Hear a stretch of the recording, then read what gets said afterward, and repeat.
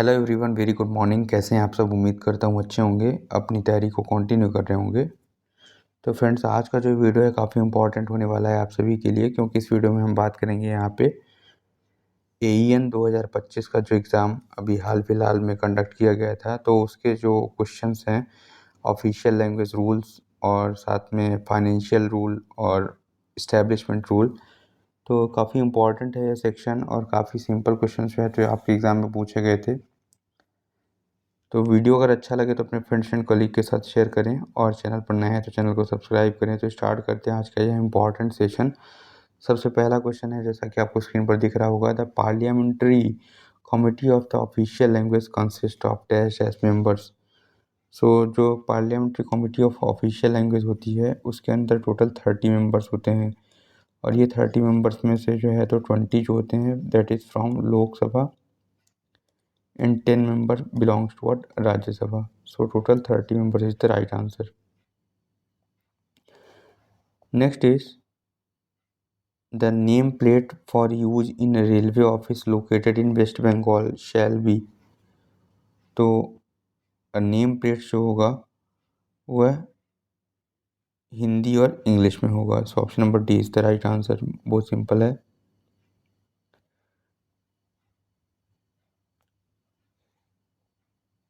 Next question है, question number 73 की बात करेंगे यहाँ पे। What is the periodicity of the meetings of the official language implementation committee of the railway division? तो अभी हमने देखा था कि जो टॉलिक है, हमने प्रीवियस वीडियो में बात करी थी आपसे कि टॉलिक है, और टॉलिक के लिए जो है बेसिकली उसका जो मीटिंग का ड्यूरेशन या फ्रिक्वेंसी होती है वह 6 मंथ्स में एक बार होता है। वहीं ओलिक जो है that is official language implementation committee, उसका जो मीटिंग का frequency that is for 3 months में एक बार है। ठीक है, सो क्वार्टरली मीटिंग होती है। तो वंस है ना 3 months. Option number A is the right answer. Next है क्वेश्चन नंबर 74 की बात करेंगे। विच सब committee of the parliamentary committee of the official language inspect the office of railway ministry. तो इसका आंसर सबको पता है, दैट इज व्हाट? सेकंड सब committee. It is very important. Question number 75 की बात करेंगे यहाँ पे, that is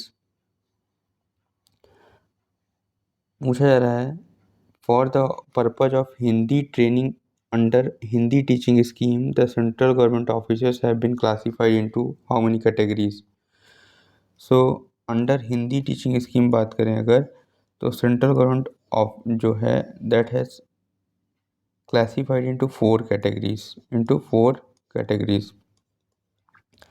one is what? Prabodh, other is Praveen,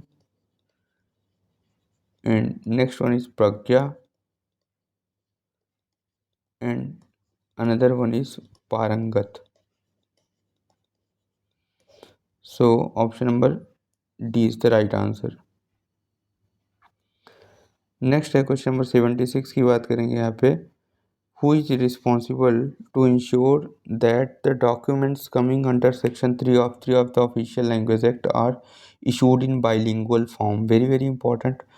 सो जो भी ऑफिसर्स इसको साइन कर रहा है इस डॉक्यूमेंट्स को, वह उसकी रिस्पॉन्सिबिलिटी है कि वह यह इंश्योर करे कि section 3 of the official language act 1963 का कंप्लायंस जो है उसके अंदर हो रहा है। दैट मीन्स वह बाइलिंगुअल फॉर्म में है। नेक्स्ट है, the annual programme for use of Hindi by central government department is issued by. तो इसका जो एनुअल प्रोग्राम है वो कहाँ से मिलता है आपको? होम मिनिस्ट्री से मिलता है। नेक्स्ट है क्वेश्चन नंबर 78 की बात करेंगे। How many languages are listed in the 8th schedule of constitution of India. तो 8th शेड्यूल के अंदर अगर बात करें यहाँ पे, तो देर आर टोटल 22 लैंग्वेजेस। ठीक है, ये 8th शेड्यूल के अंदर है। It is very very important. Okay, तो 8th शेड्यूल के अंदर जो है लिस्टेड हैं total 22 languages at present constitution. Original constitutions में जो है तो टोटल 14 लैंग्वेजेस 8th शेड्यूल के अंदर थी। इसके अलावा हमको पता है कि जो कॉन्स्टिट्यूशन है वह हमारे पार्ट 17 के अंदर आता है। पार्ट 17 के अंदर जो है टोटल आर्टिकल की बात करेंगे तो 343 से 351 तक के आर्टिकल जो हैं इसके अंदर हैं। नेक्स्ट है क्वेश्चन नंबर 79 की बात करेंगे। As per official language rule the union territory of Dadra and Nagar Haveli, ठीक है, दादर एंड नगर हवेली और दमन एंड दीव, इन दोनों को जो है अभी मर्ज कर दिया गया है। तो यहाँ पे अगर हम बात करें तो यह रीजन बी का पार्ट है। The world Hindi day is celebrated on, तो वर्ल्ड हिंदी डे का सेलिब्रेशन जो होता है वह 10 जनवरी को होता है हर साल।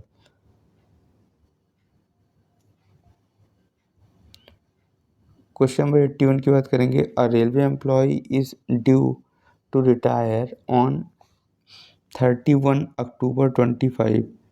The dash dash number of advance leave on average pay to be credited to his account on 1st July 25 will be। Very very important. यहाँ पे बोला जा रहा है कि एक रेलवे कर्मचारी है जो 31/10/25 को सेवानिवृत्त होने वाला है, ठीक है। तो 31/10/25 को जो है तो वह सेवानिवृत्त हो जाएगा।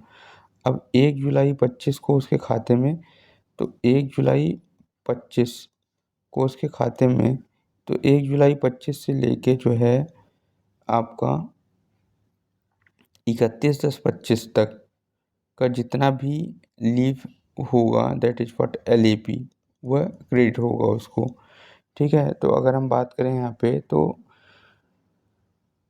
दैट इज व्हाट जुलाई से टोटल जो है तो 4 मंथ का जो लीव है उसको LAP क्रेडिट होगा, ठीक है। तो 4 into what 2.5 that is what 10 days का लीव जो है उसको क्रेडिट हो जाएगा, ठीक है।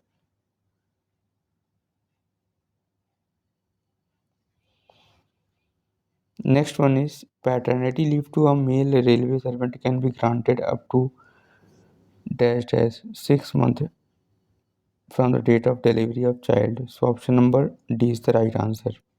very very simple। Next one is question पूछा जा रहा है कि the number of days of joining time as admissible to railway servant reduced by number of days actually availed of or credit to his leave account as a, very very simple, this is nothing but a LAP, leave on average half pay, average pay, sorry। next one is which of the following is not a national holiday for railway officers। BR Ambedkar birthday, Republic Day, Independence Day, Mahatma Gandhi birthday. So BR Ambedkar birthday. Next one is which of the following does not fall in the category of movable property. So plot of land is not a movable property, it is a immovable. Others are movable, others are what they can move. Next one is पूछा जा रहा है an order of suspension is valid for dash dash unless it is extended after review. तो order of suspension जो है वह valid रहता है फॉर 90 दिन, ठीक है, 90 दिन के लिए वैलिड रहता है। उसके बाद जो है तो unless it is extended after review, जब तक कि उसको एक्सटेंड नहीं किया जाता। इट इज़ वेरी इंपॉर्टेंट, ठीक है, कि वह 90 दिन के लिए वैलिड रहता है। Group B officers are entitled for issue of dash dash as duty pass. तो ग्रुप बी ऑफिसर्स को जो है तो ब्रोंज पास दिया जाता है। So option number C is the right answer, that is bronze पास।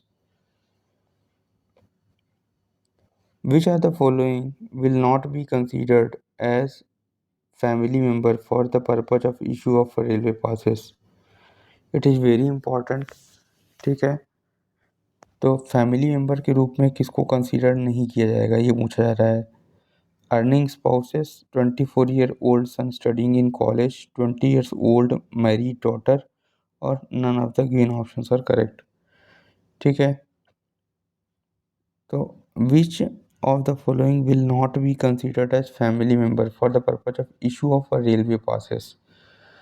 तो यहाँ पे जो है 24-year-old son studying in college and 20-year-old married daughter. ठीक है, please comment the answer, what will be the right answer? It is very good question. That is either 24-year-old son or 20-year-old married daughter or earning spouse. I am leaving up to you.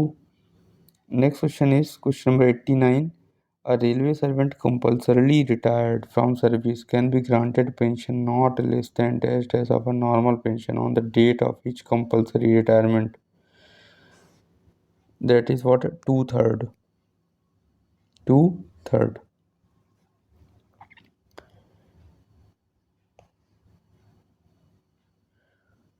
Who is the president of PREM at a division level? तो participation of railway employees in management के लिए जो है division level पर president कौन होगा? DRM साहब होंगे। क्वेश्चन नंबर 91 की बात करेंगे।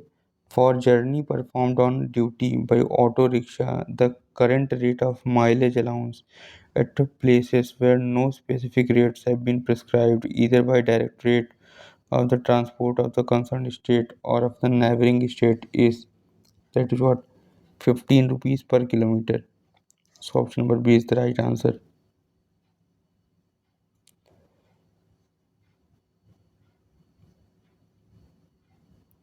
For a railway employee who has opted for commutation of part of his pension, the full original pension will be restored after dash from the date of reduction in the pension due to commutation. It is very important. That is, it will be restored after 15 years. After 15 years. That is option A, from the date of pension due to commutation. Date of reduction in pension due to commutation. Next है question number 93. If a person has asked for some information under the RTI and is aggrieved by a decision of Central Public Information Officer on this request, he can make an appeal against his decision or this decision within dash of a receipt of such decision. So 30 दिन के अंदर जो है तो वो इसको appeal कर सकता है। So 30 days is the right answer. Okay, it is very important.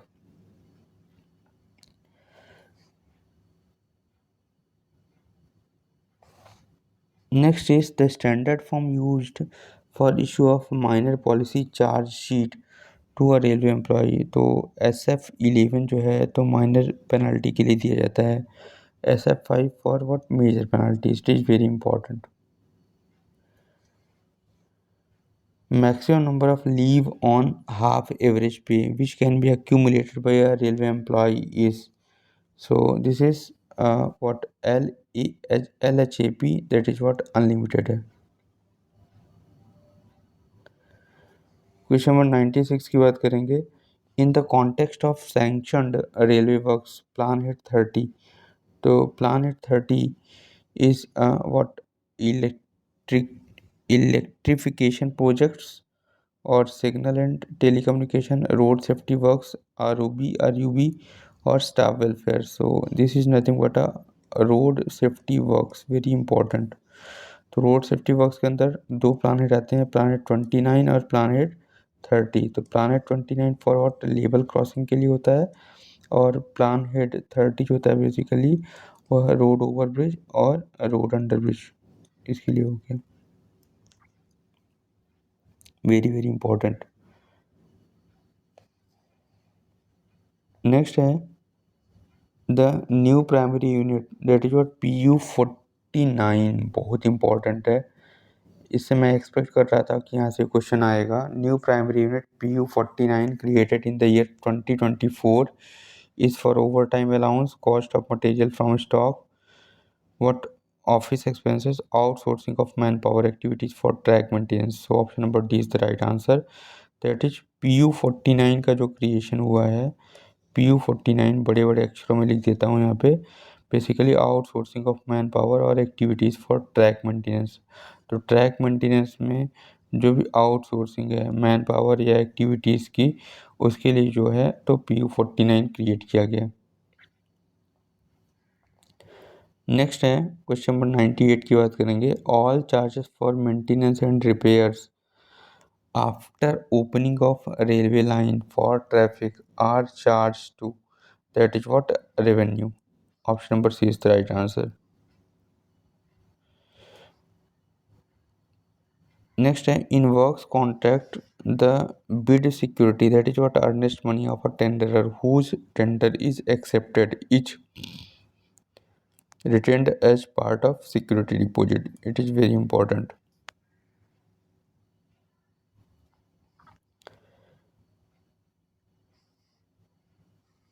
Next one is question number 100 की बात करेंगे। Which are the following is not a type of notice issued to a contractor for termination of any works contract? 15 days notice, 7 days notice, 48 hours notice, termination notice. तो basically अगर हम बात करें यहाँ पे तो कॉन्ट्रैक्टर को जो है वो एक नोटिस सर्व होता है for improving the performance of their contract, और उसको चेतावनी देने के लिए जो है वो 7 days, 48 आवर्स और टर्मिनेशन, 3 तरह के नोटिस होते हैं। 15 डेज का ऐसा कोई नोटिस का प्रोविजन नहीं है, विच इज़ नॉट पूछा जा रहा है। सो ऑप्शन नंबर ए इसका राइट आंसर हो जाएगा, that is option A.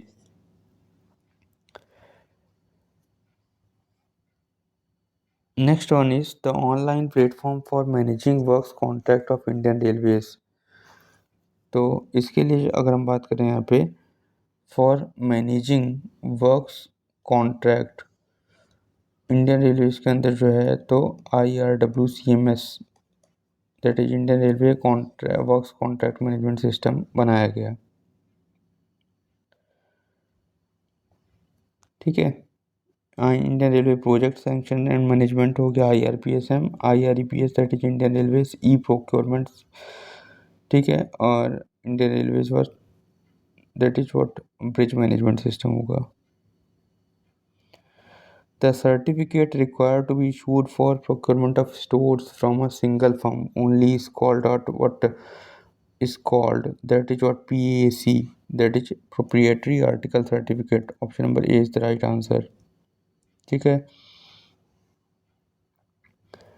next it is very important what for a best inventory performance results ABC analysis, VED analysis, the first focus should be what, basically this is a vital, essential and desirable. ठीक है, तो सबसे पहले हमारा जो first focus होगा vital item पे होना चाहिए। ठीक है, और ए कैटेगरी आइटम पे होना चाहिए। So option number D is the right answer. GST is a type of, तो basically GST is a indirect tax, very very important. What is the full form of LOA? LOA की बात करेंगे तो LOA is nothing but a letter of acceptance. Next one is all the revenue of government of India is credited to, very very important, that is consolidated fund of India। इससे संबंधित जो article है वह कौन से article के अंदर जो है तो कंसोलिडेटेड फंड ऑफ इंडिया है, कौन से के अंदर जो है कंटिजेंसी फंड ऑफ इंडिया है, और पब्लिक अकाउंट ऑफ इंडिया किस आर्टिकल के अंदर डील होता है, कमेंट बॉक्स में बताएं। नेक्स्ट क्वेश्चन पे आते हैं, question number 107। After merger of railway budget with general budget the rate of dividend paid by railway ministry to general revenue, that is what, 0%। तो कोई भी जो है अभी लाभांश, that is what dividend, railway द्वारा जो है जनरल रेवेन्यूज के तौर पे पे नहीं किया जाता। नेक्स्ट है, which are the following is not a method of obtaining work tenders in Indian railways? Open tender system, limited tender system, single tender, quotation system. It is a quotation system. It is not a method of obtaining works tenders. Next one is, the cost of replacement and renewals of existing assets of Indian Railways is charged to, ये जो है इसका favourite question है, that is what, DRF, depreciation reserve fund. ठीक है, it is very very important.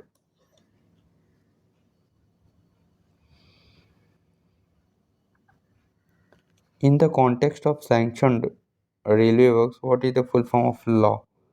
The law is nothing but a list of approved works. Option number A is the right answer. तो इस तरह से जो है तो हमने इस्टेब्लिशमेंट, फाइनेंस और हिंदी भाषा के क्वेश्चंस जो है तो रिव्यू किए. Thanks for watching this video. Have a nice day friends.